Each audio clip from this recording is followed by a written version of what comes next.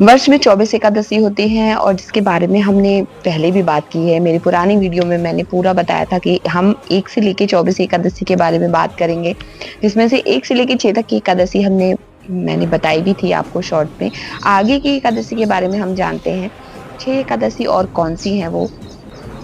कामदा एकादशी, वारुथिनी एकादशी, मोहिनी एकादशी, अपरा एकादशी और निर्जला एकादशी, योगिनी एकादशी। इन 6 एकादशी के बारे में हम आज बात करेंगे। पुरानी जो मैं 1 से लेके 6 तक की एकादशी जो थी, वो मेरी पुरानी वीडियो देखना ना भूलिए, क्योंकि हम एक वीडियो ज़्यादा लंबी हो जाएगी, तो 6-6 करके इसको कंप्लीट करते हैं। तो आज हम बात करेंगे 6 एकादशी के बारे में, जो बीच में रह गई थी। तो चलिए शुरू करते हैं आज का वीडियो, लेकिन उससे पहले मेरे चैनल को सब्सक्राइब करना ना भूलिए, लाइक कीजिएगा और इस तरह की अच्छी मोटिवेशनल वीडियो के लिए आप मेरे चैनल बेल हिट करना ना भूलिए, ताकि मेरी नेक्स्ट वीडियो आने नोटिफिकेशन आपको मिल जाए। चलिए शुरू करते हैं। स्टार्ट करते हैं कामदा एकादशी से। कामदा एकादशी इतनी महत्वपूर्ण है कि ये हमें मोक्ष की प्राप्ति दिलाती है, इससे हमें मोक्ष मिलता है। और एकादशी सारी महत्वपूर्ण है, हमें अगर नहीं रख पा रहे तो महीने में 2 एकादशी आती हैं, एटलीस्ट एक एकादशी हमें जरूर रखनी चाहिए। तो चलिए शुरू करते हैं कामदा एकादशी के बारे में। कामदा एकादशी जैसे आपको पता ही है कि मोक्ष दिलाती है। ये भगवान विष्णु और लक्ष्मी माता जी के लिए रखे जाते हैं व्रत। एकादशी का व्रत बहुत ही महत्वपूर्ण है, हमें रखना जरूर चाहिए। दूसरी नेक्स्ट एकादशी है वरुथिनी एकादशी। हर एकादशी का अपना एक महत्व है। वरुथिनी एकादशी एक बार एक राजा होता है, वो भगवान के प्रति बहुत ज्यादा समर्पित होता है, लेकिन वो एक बार जंगल में जाता है। और मैं एक बहुत शॉर्ट में आपको कहानी सुना देती हूँ। वो जंगल में जाता है और वहां पे जाने के बाद भालू उसके पैर को चबा लेता है। पैर चबाने की वजह से उसका पैर बिल्कुल खत्म हो जाता है और वो बहुत ही ज्यादा परेशान होता है। और वो भगवान विष्णु से प्रार्थना करता है कि हे प्रभु, ये क्या हुआ, क्योंकि वो भी बहुत भक्ति कर रहे होते हैं।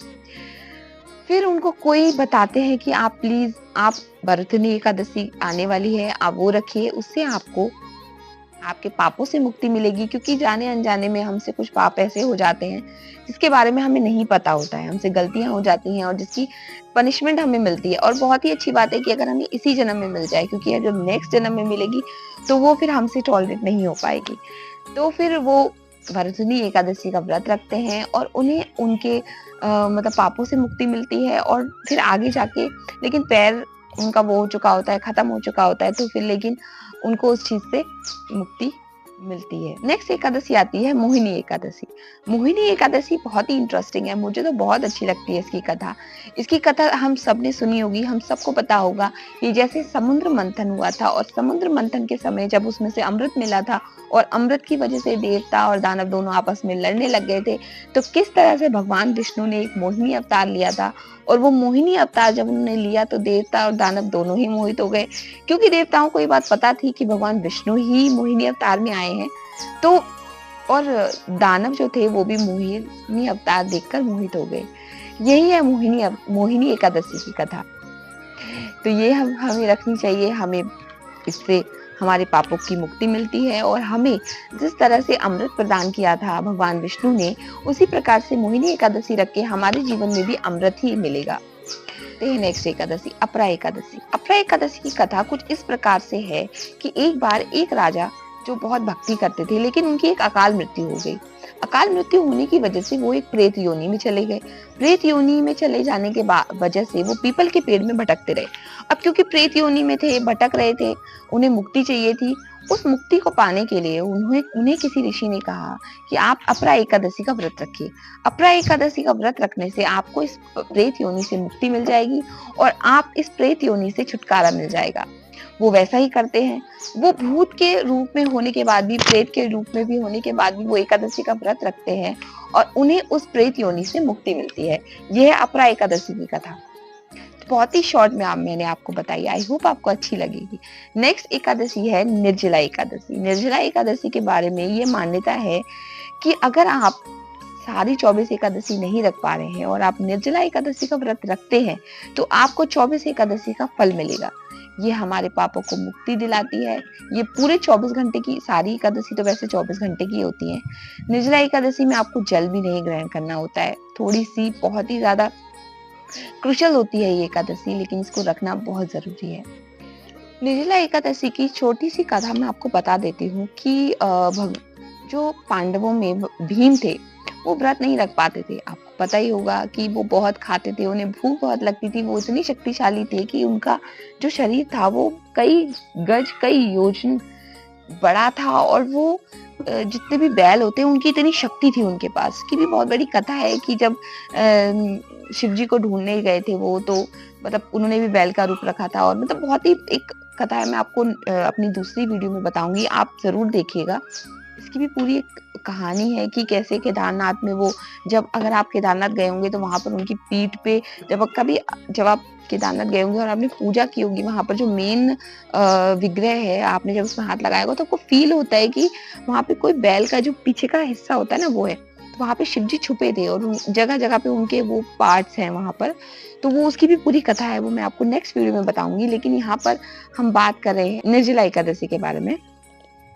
निर्जला एकादशी के बारे में बताते हैं कि भीम जो थे, उनके मतलब जो भ्राता थे, उन्होंने कहा कि भाई हम सब निर्जला, हम सब एकादशी का व्रत रखते हैं, तो आप भी एकादशी का व्रत रखिए। लेकिन वो कहते थे कि वो नहीं रख पाएंगे। तो फिर वो ऋषि के पास गए और ऋषि से उन्होंने कहा कि ऐसा कोई व्रत बताइए जिससे मैं एक ही व्रत रख सकूं और मुझे सारे व्रतों का फल मिल जाए। तो वो फिर उन्हें बताते हैं कि आप निर्जला एकादशी रखिए। और फिर भीम ने उनके कहने पर निर्जला एकादशी का व्रत रखा, जिससे कि वो अपने पापों से मुक्ति पाने के लिए उन्होंने फिर निर्जला एकादशी का व्रत रखा। इसकी कथा एक और आती है कि जब नारद मुनि ने ब्रह्मा जी से कहा कि ब्रह्मा जी, मुझे भगवान विष्णु के चरणों में स्थान चाहिए और वो कैसे मिलेगा, तो निर्जला एकादशी व्रत रखने की सलाह दी कि आप ये व्रत रखिए, जिससे नारद मुनि को विष्णु जी के चरणों में स्थान प्राप्त हुआ। ये है निर्जला एकादशी के बारे में। नेक्स्ट एकादशी है हमारी योगिनी एकादशी। योगिनी एकादशी बहुत ही महत्वपूर्ण है, क्योंकि ये एकादशी है, इससे हमारे पापों से मुक्ति मिलती है, हमारे जितने भी बुरे कर्म होते हैं उससे हमें मुक्ति मिलती है। इसकी कथा इस प्रकार से है कि एक बार एक हेममाली नाम का एक यक्ष था, जो एक राजा के यहाँ पर मतलब माली का काम करता था, और उसकी एक स्त्री थी विशालाक्षी नाम की, बहुत सुंदर स्त्री थी। लेकिन उस यक्ष का काम ये था, उस माली का काम ये था कि वो राजा को हर रोज फूल लेके जाके देता था, और उन फूलों से राजा जी शिव जी की पूजा करते थे। सुबह रोज उनका यही काम था कि उन फूलों से वो शिव के ऊपर चढ़ाते थे। भगवान शिव के बहुत बड़े भक्त थे, तो ये नियम उनका रोज का था, रोज यही काम करते थे। लेकिन एक बार हेममाली ये कार्य करने से थोड़े से